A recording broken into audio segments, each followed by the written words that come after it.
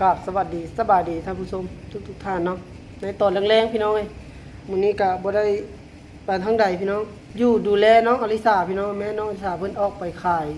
หน่อไม้เพราะว่ามื้อเช้านี้เพิ่นไปหาหน่อไม้ตั้งแต่เช้าๆพุ่นแหละตื่นมาไปหาหน่อไม้ได้ประมาณ 3-4 ถุงนี่แหละแล้วเอาไปขายอยู่ศาลาบ้านนาดีตอนนี้น้องอลิสานอนหลับพี่น้องเอ้ยเพิ่นนอนหลับอยู่นาดีก็เลยต่างถือโอกาสมาซ้อมร้องเพลงพี่น้องเอ้ยตอนที่เวลาเพิ่นรับถ้าเพิ่นตื่นนี่ก็ถือว่าบ่ได้จับโทรศัพท์เลยพี่น้องเพราะว่าต้องได้เปิดการ์ตูนให้เพิ่นเดี๋ยวจะมาร้องเพลงให้พี่น้องได้รับชมรับฟังพี่น้องเอ้ยแต่ใดก็ฝากพี่น้องเข้ามารับชมรับฟังนำกันพี่น้องเอ้ยถึงบ่ร้องบ่ม่วนเสียงบ่เพราะก็ต้องขอโทษขออภัยนำเนาะก็ฝากพี่น้องเป็นกำลังใจให้นำถ้าพร้อมแล้วก็ไปเซิร์นรับชมรับฟังนำกันเลยพี่น้องเป็นบทเพลงช้าๆซึ้งๆพี่น้องเอ้ยเป็นเพลงลาวนี่แหละแต่บ่ฮู้ว่าเพิ่นสิพิลิกสิทธิ์เพิ่นหรือบ่เนาะ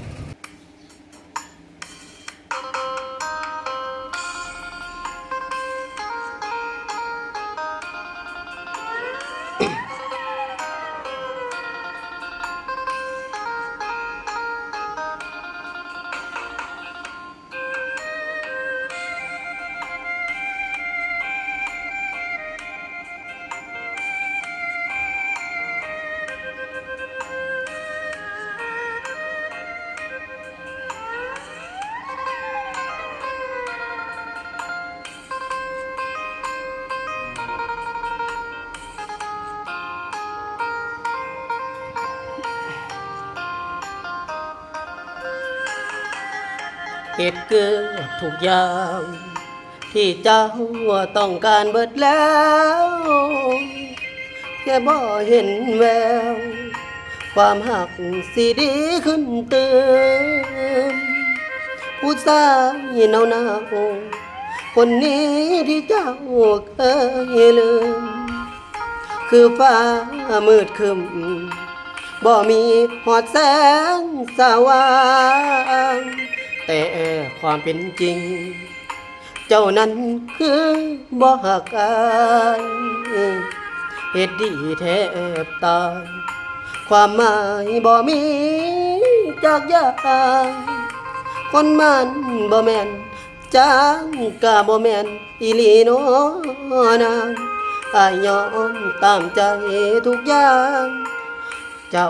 กะยังหันหลังไปคันอายสิไปเจ้าผัดมาดึงแขน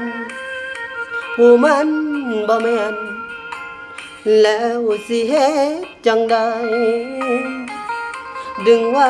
เพื่อยังอยู่ไปเพื่อยังบ่มีความหมายหรือเจ้าเก็บอายไว้เป็นไม้กันมาสิฆ่าให้ตายอายก็คือ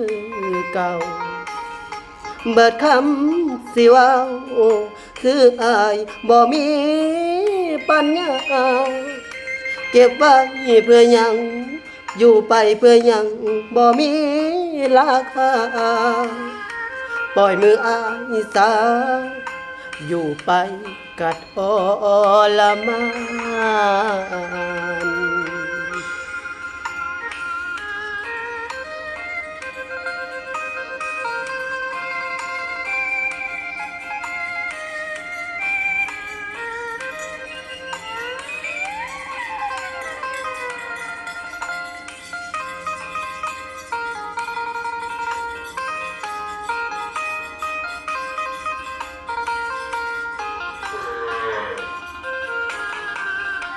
คันอายสิไป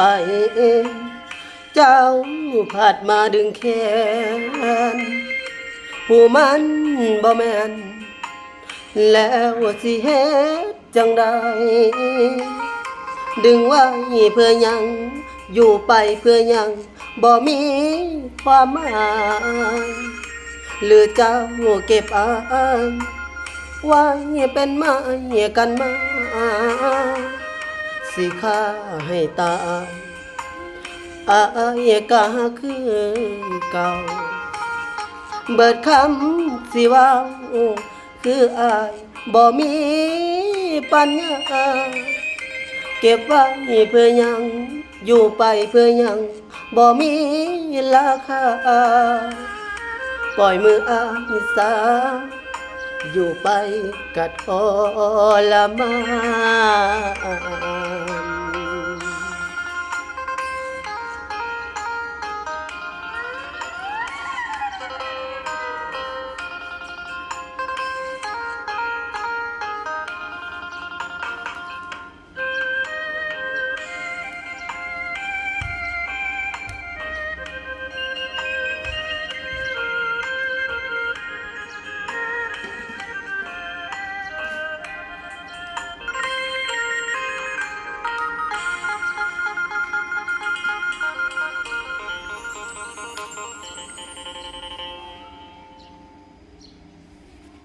ก็จบไปแล้วพี่น้องหนึ่งผลงานเสียงเพลงพี่น้องเอ้ย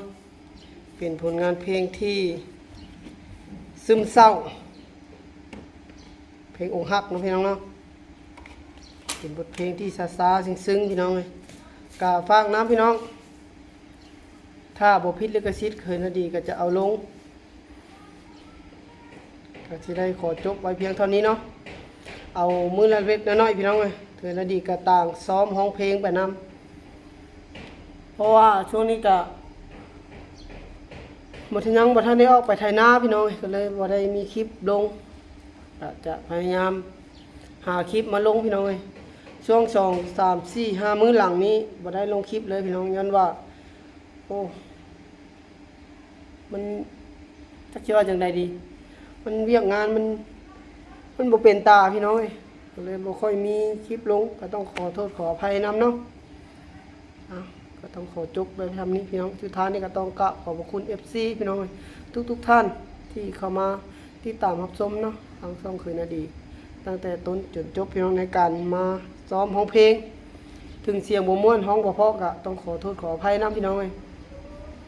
เคยนาดีก็สุดพยายามซ้ำนี้แหละ